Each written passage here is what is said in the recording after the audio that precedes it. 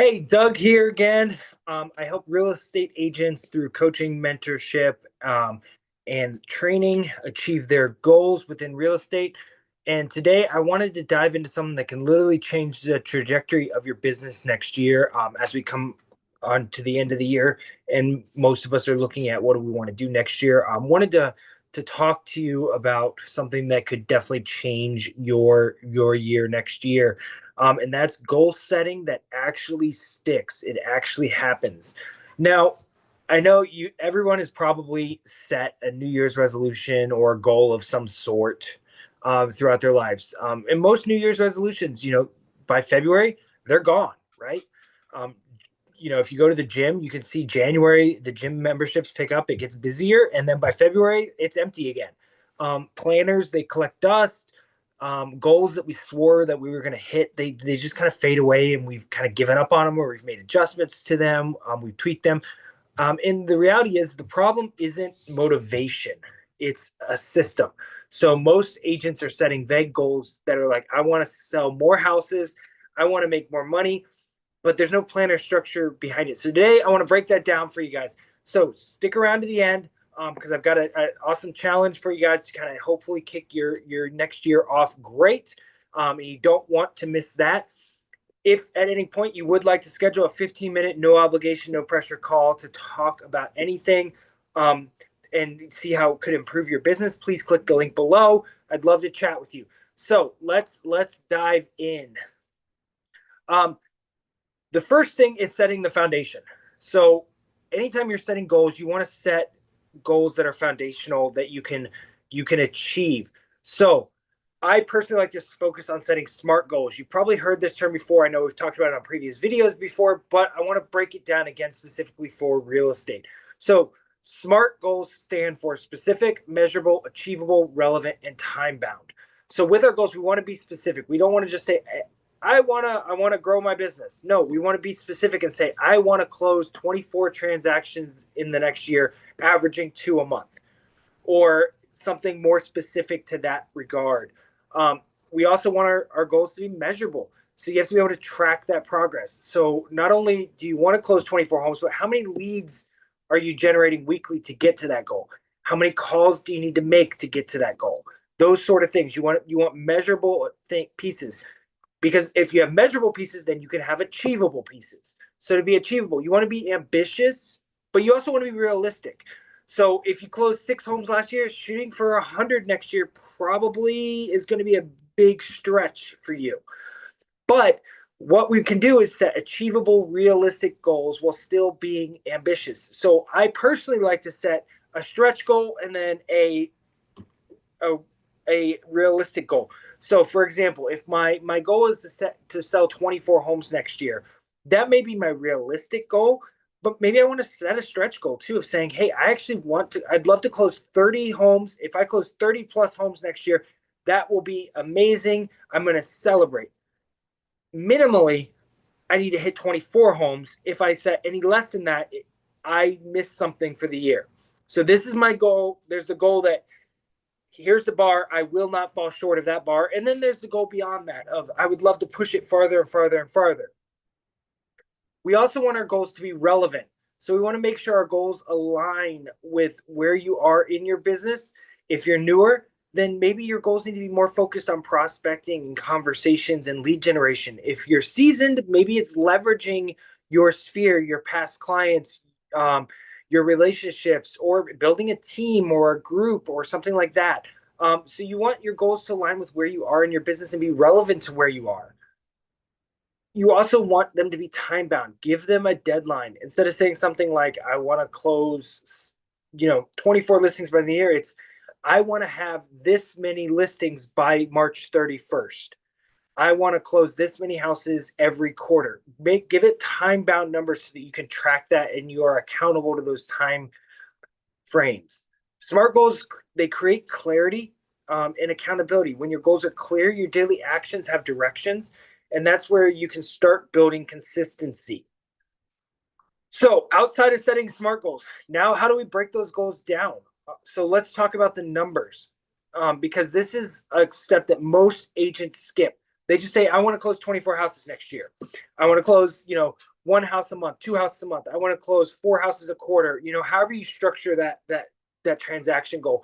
A lot of agents, that's where they stop, and they don't look at the numbers that they actually want to backtrack. So let's say you want to set a goal of making $120,000 next year. Let's make it a monetary goal. I want to make $120,000 next year, and your average commission check, let's say, is around 99,000.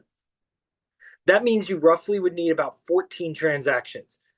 So now let's break that down further. Now, if your conversation rate from leads to closing is 1 in 25, meaning that for every 25 leads, 1 becomes a closed deal, then you'll need 350 leads for the year.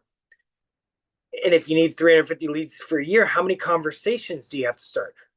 Well, let's say you convert 1 in 10 conversations becomes a lead. Okay, awesome. So now you got to have 3,500 conversations over the year. So now we can break that down. How many conversations do I need to have every week? So 3,500 conversations divided by 52 weeks is 67 conversations a week. So what is that daily? That's roughly 13 a day, 5 days a week. So when you see the math, there's no mystery to it. If you want to make $120,000 next year, an average commission of $9,000, you need 14 transactions. To get to 14 transactions based on a 1 in 25 lead to closing ratio and a 1 in 10 conversation to lead ratio, you need to be having 13 conversations a day. So if you're not reaching out to 13 people to talk to them a day, then you're going to fall short of that goal. So it takes that mystery away. We stop hoping, and we can start planning for how do we do that. And you can do that with any goal. You can reverse engineer that. If your goal is to have 24 transactions throughout the year, and you're at a 1 in 5 or 1 in 25 lead to conversation, you could do the math there and figure that out. How many conversations do I need to have, or how many leads do I need to have to get 24 closings in a year? And you can break down the math and know exactly how many people you need to be talking to, how many clients you need to be getting, and how many leads you need to be generating. So then we can look at beyond those numbers. So numbers aren't the only thing that close deals, right? We can have all the numbers perfect, but if we don't have the actions behind those numbers, it doesn't matter how many leads come in and how many leads we turn into conversation, or how many conversations we turn into leads and how many leads turn into closings. None of that's going to matter if we don't have the right actions to actually walk people through the next steps. So that's where process-oriented goals come in.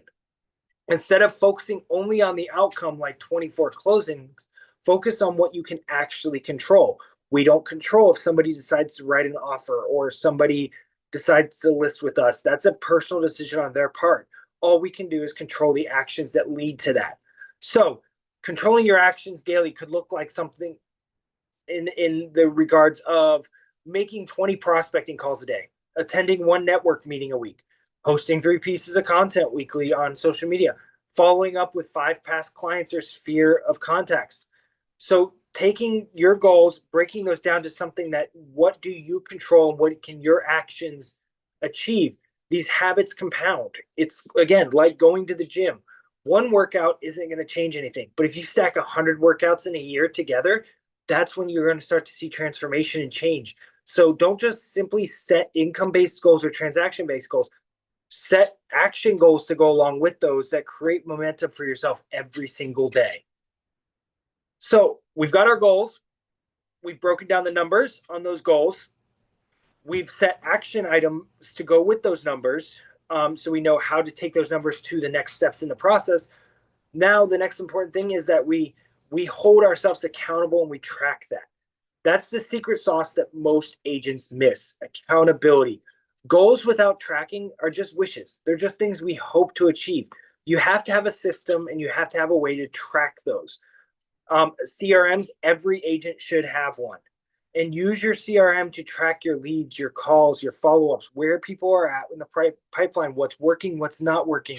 And look at your numbers weekly. Look at those and see, did I make enough calls this week? Did those calls result in the results that I was hoping they would and that my goals said they would? Did those results align with what my goals aligned with? If not, you can make adjustments. Another way to have accountability is getting an accountability partner or a coach. Here at the Kumler Group, We are available to be accountability coaches for you. Someone who checks in with you weekly, bi-weekly, monthly, and just says, hey, did you do what you said you were going to do? Not in a judgmental way, but in an accountable way to where you know I have to achieve this because somebody's going to ask me about it. There is power in that. When we know somebody is going to ask us about what it is that we said we were going to do, we're more likely to do it. That's one of the biggest differences that our group sees with agents, that when agents have consistent accountability in sports, their production skyrockets. Our agents are successful because they're accountable. When someone's watching your scoreboard, you play harder. You're not okay with writing it off and saying, yeah, I'll get to it later, when you know that somebody's going to ask you about it. So find an accountability partner or find a coach. If you'd be interested to see how we can help you with that, again, link below. 15-minute, no obligation, no pressure call. Love to chat with you more about how we could help provide accountability if that's something you're looking for. So, as promised, challenge for you this week. Here's the challenge. I want you to drop a comment below and share what your one big goal is that you're setting for next year. It could be the number of homes you want to sell, the income you want to hit, or even just a personal growth goal like building your brand, mastering social media, something like that. I want you to drop that comment below with your one big goal and one thing that you're going to do to achieve that goal. So again, drop your one big goal and what's one thing that you're going to do to achieve that goal. And then if you want help building that plan, write me at the end of that. And I will reach out to you and we can schedule a time to chat and we can chat more about kind of building that out for you. There's also always the link to schedule that no obligation Zoom call. Don't forget to like and subscribe. I'd love to chat with you guys more and hear all about what your big goals are for next year. Thanks so much. Have a good one.